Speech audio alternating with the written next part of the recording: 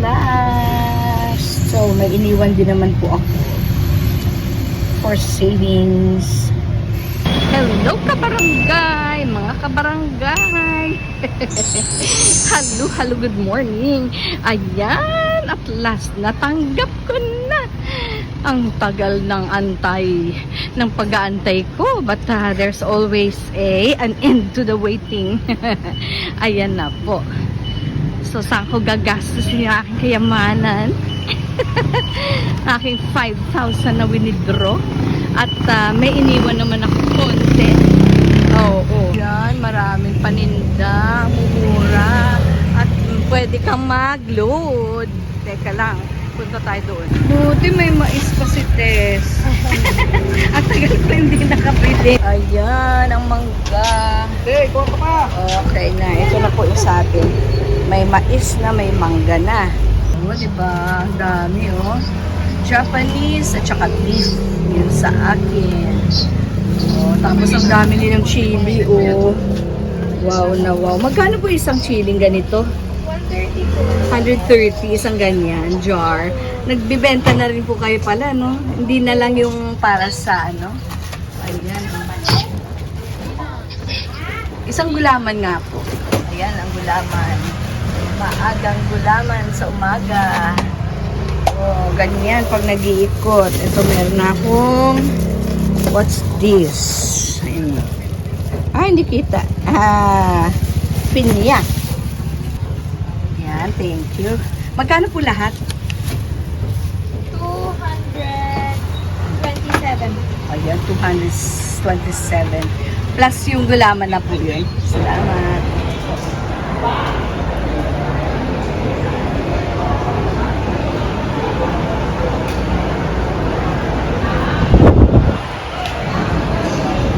Ang daming bangko sa loob, ang daming tsaka anong tawag dyan? Basta dito talaga mag-hire. Ito legit talaga to. May mga bayong bags, may mga native, may mga chinelas, ito din, no, handmade bags.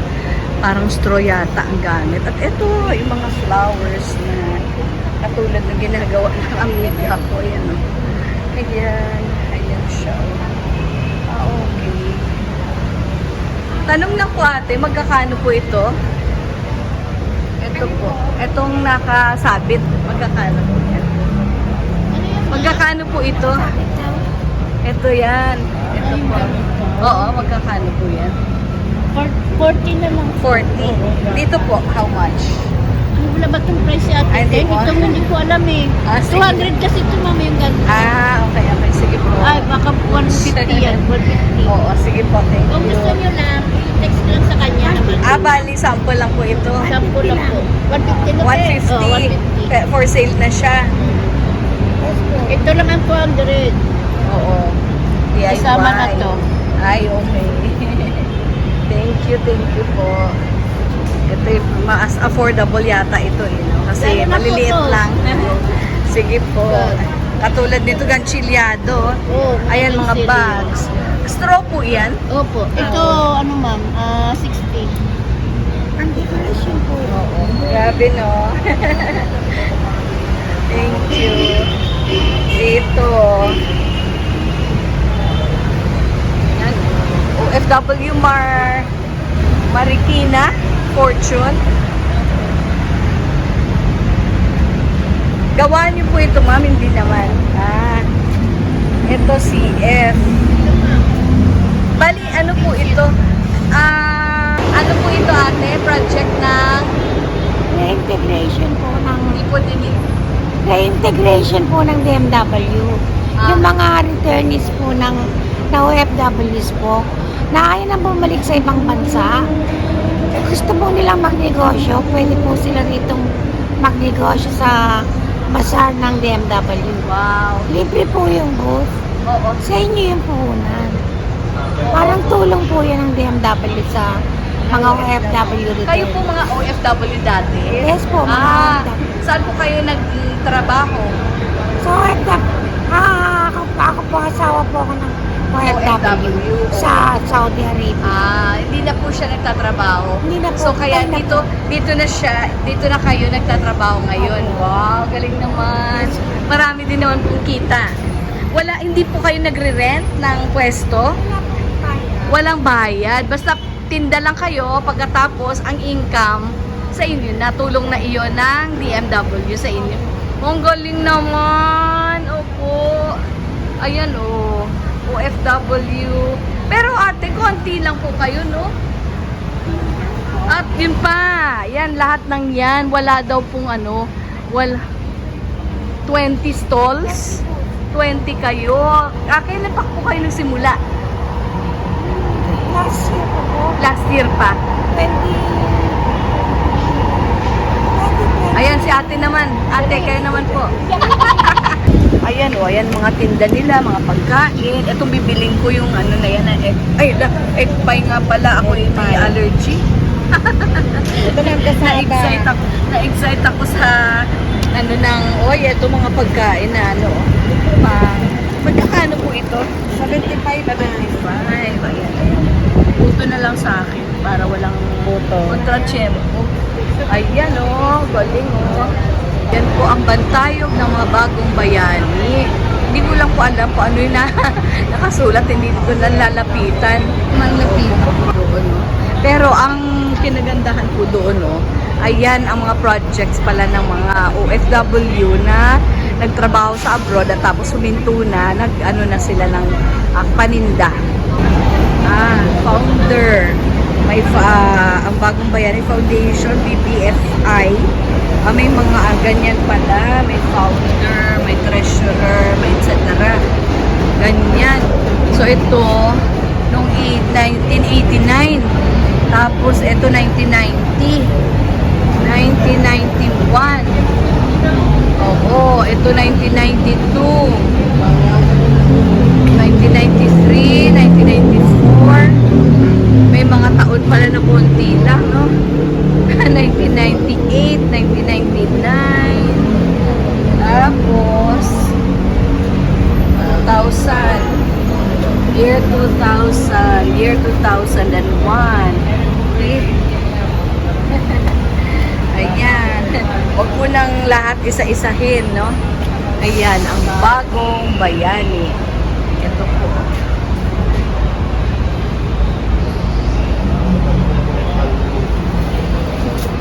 Ayan pala, pinakamagandang view ni Mama Mary, Our Lady of Edsa, Queen of Peace. Ayan, kasi kitang-kita po yung mukha niya eh. Diba?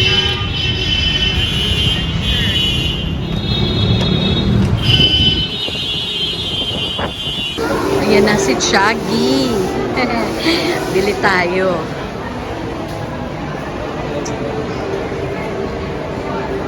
Peach Oolong Milk. Milk tea. So, real peach aroma. Ayan. Ayan, nakakabili na. There you go.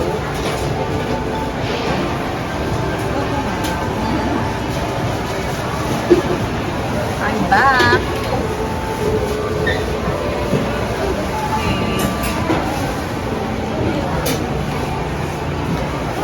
Dahong Pao. Ayan pala si Dahong Pao. Yes, peach oolong milk tea. And I'll get hanap those ones, but I'll go and buy, may take out para kay Baby Cloud. Yung isa, dalawa kami. Yes, yun. Okay, ayan po, nandito na tayo sa Shaggy. Meron tayong take out for 2. At saka, ito po yung dine-in. So, this is peach oolong tea. Let's try it. Okay, actually, meron po akong discount dito. Dahil, ayan ang discount natin. I paid in total $477 yung aking payment. Okay, ayan. Let's try it. Grabe si Shaggy, Pati yung kanyang receipts. Look at that. Nakaano sa design. Ang mahal pala ng mga packaging ng business, no? So sa packaging pa lang, guys. Grabe na. Oh, that's my tea for this afternoon. Ito po ay peach oolong tea. I bought this for 50 pesos doon po sa DMW. Negosyo po ng mga OFW na umuwi na at ayaw nang lumuwas. Ayaw nang lumabas. So, negosyo na lang po sila dito. Oh, dahil it's our afternoon tea, meron naman po.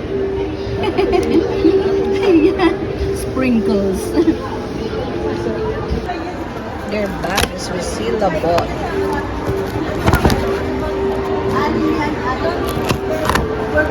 You know. So, I bought 2 large Dahong Pao tea. And then, I got this for free. Tawag dito. Bad tag. Parang tag. Yun. Okay, these are for sale and maybe part of yan.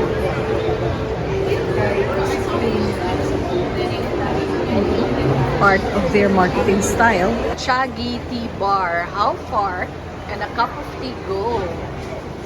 Okay, as far as the east wind blows, Chagi is reintroducing tea to the world for generations to come. Ayan pala. Ay po. Ayan daw si Chagi. Friendly daw kasi siya eh. Yun.